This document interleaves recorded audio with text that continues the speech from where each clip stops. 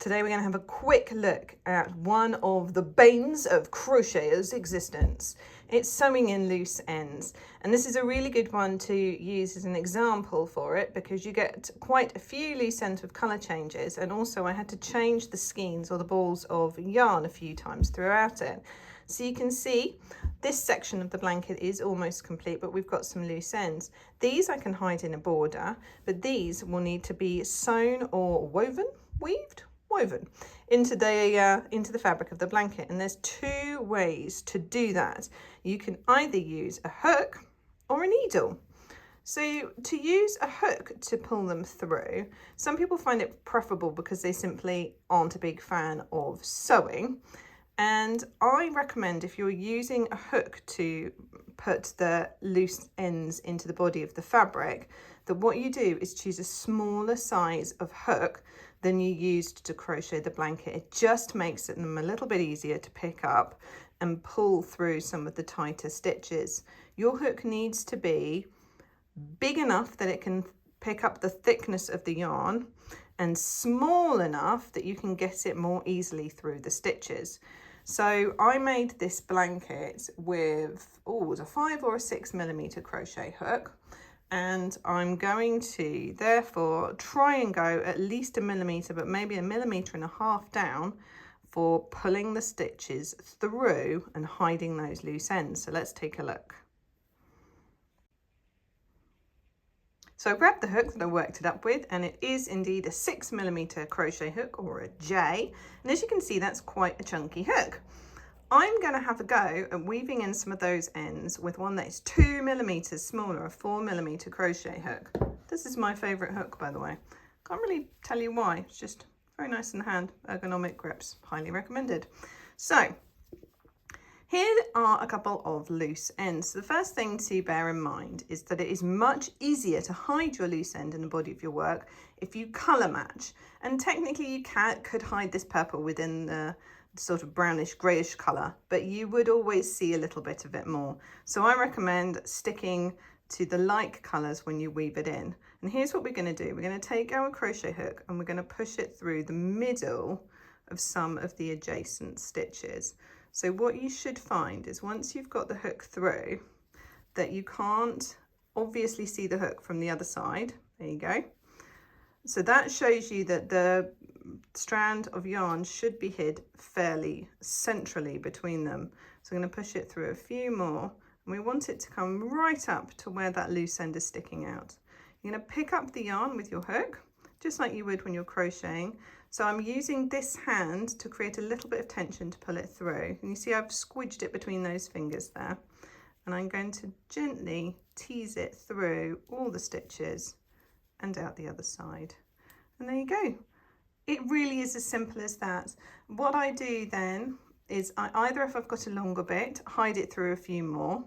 So let's just do that quickly. So we run our hook through that gap in between the stitches there, run it down a few more so we're right next to where it's emerging. Pick it up. Now to pick up, you can always twist your hook to get a firmer grip on it as well. The trick with sewing in the ends is not to tangle it in the body. There you go, right. So you can see that that's a nice amount of yarn there that we've got hidden. We're going to grab a pair of scissors, strong purple theme today, and we're going to just snip that end. Now it's really important, obviously, that you don't accidentally snip your stitches. Some people use yarn cutters. I do own yarn cutters, but for some reason I always go back to scissors. So that's now really well hidden within it. So let's do the same thing with this grey one. And that longer end that I recommended you left there, that's because sometimes crochet comes loose and you need to reweave or re-sew things in. And the more yarn that you have hidden within it, the easier it is to repair it later on. So here's your loose end for the other colour that came out at the same time. And we're going to push that through the stitches as well. So here we go. Wiggle your little hook through, and the tension that you made your stitches with will play a part here. If you've got very tight stitches, it will be harder to do this, and I'd recommend that you probably use your needle instead, like we're going to look at in a second. Wiggle it through, and pull. There you go. And let's pass it along here as well, pushing the hook through so you can't see it from either side. Pushing it through, there we go. Pick up the tail of the yarn and pull it through. There we go. Now, some yarn is stronger and tougher than other yarn. This brand that I've used for this blanket doesn't seem to fray much at all. It's Stylecraft Softy Chunky. Really, really nice. It feels incredibly nice as well. It's only 20% wool. It's mostly acrylic, but it has much more of a wool feel. I like this yarn. I'm not sponsored by them, just a recommendation.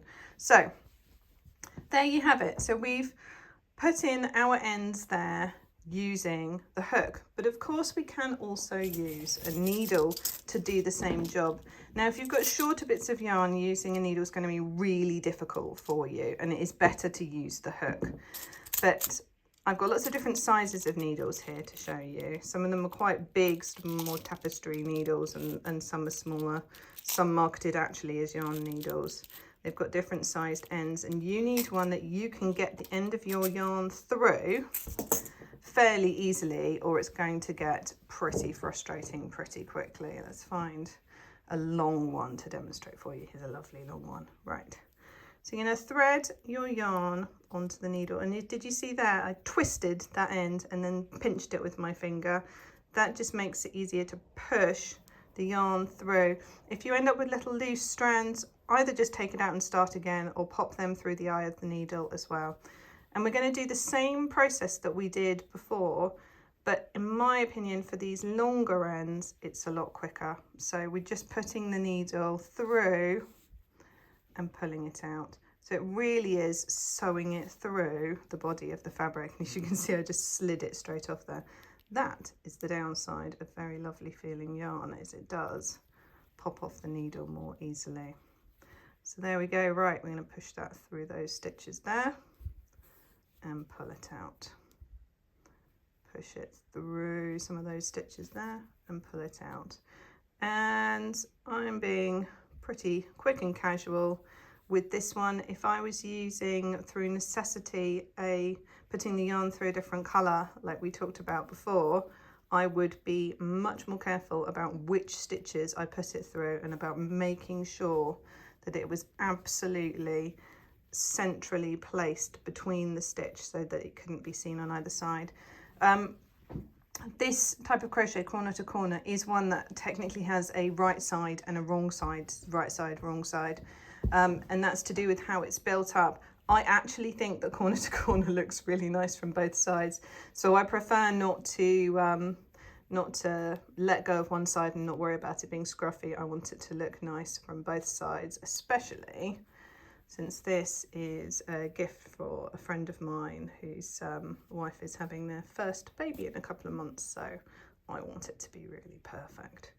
Let's pop that through there and out the other side, and then just like before, snip it as close as you can get to the stitch without risking touching the stitch at all. Nice snip and done. I'm going to finish off weaving in the central ends of that to show you. I'm not going to weave in the edges yet because I'm going to make a border for this, and we'll look at that probably in a different video. But let me finish this off and then you can have a look at how it looks when they're all weaved in. So there we have it, 20 or so minutes later, and all the internal ends have been sewn in. And hopefully you can't see where any of them are. We've still got those edges, as I mentioned earlier. I'm going to hide them within the blanket's border.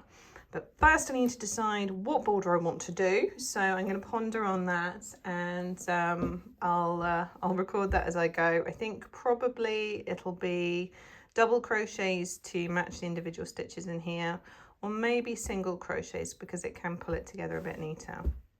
Anyway, it'll be fun deciding what to do. So I hope that was really helpful. Do let me know if you have any questions at all, and I'm happy to try and help. Happy crocheting.